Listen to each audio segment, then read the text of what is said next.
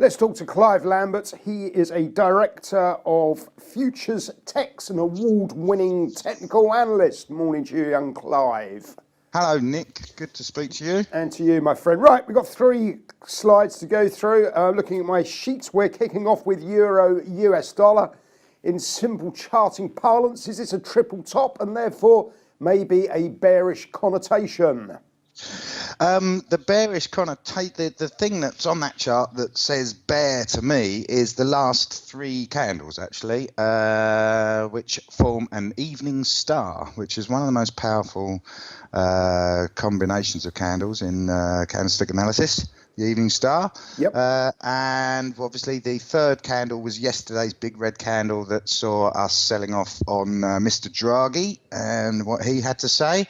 That's left us with 123.60 to 123.70 as a big area today, and obviously today is payrolls. We've got the US jobs numbers, so that is going to be front and centre in traders' minds. And if we fail at or below 123.60 to 70, then I think there's more to come to the downside. 121.50 to 70 would be my target initially. Okay, so a bearish setup on the Euro US dollar daily chart, Yep. Evening star type formation. Right, let's move on to the Euro Great British Pound. What's going on here? The euro against sterling was capped at 89.25 for about the last 3 months and kept falling over there. We got through there this week, so that should have been a big sort of Yahoo cheer from the bulls. What happened? We sold off. Yep. Candles again say to us that yesterday and Wednesday were both something called a shooting star, long upper shadow on the candle, upside rejection at a time where, hang on a minute, we should be, we've just broken this resistance. Let's go. Yep. So it hasn't happened. Okay, so would you that say says to me, we're stuck in this range, we're going back down. So actually, if the euro, in the first chart we looked at was the euro, saying the euro's got a bearish pattern on it.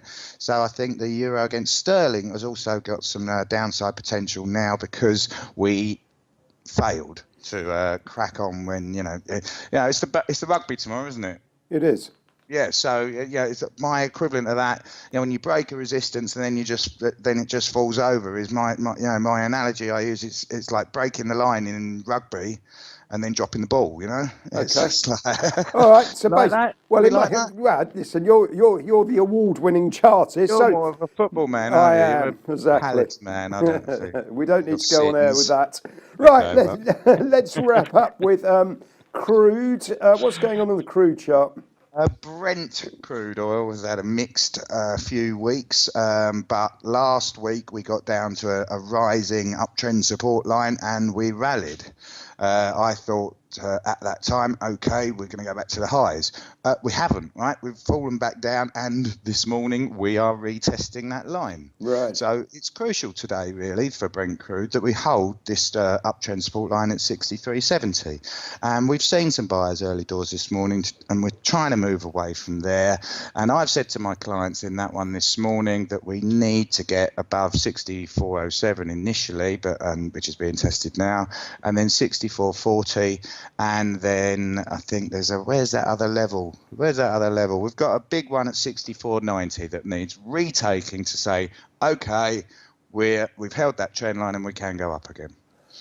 So we'll see how that pans out, because if it doesn't, if we do actually break that line, that uptrend line at 63.70, then we've got scope to go to 62.14, 61.60.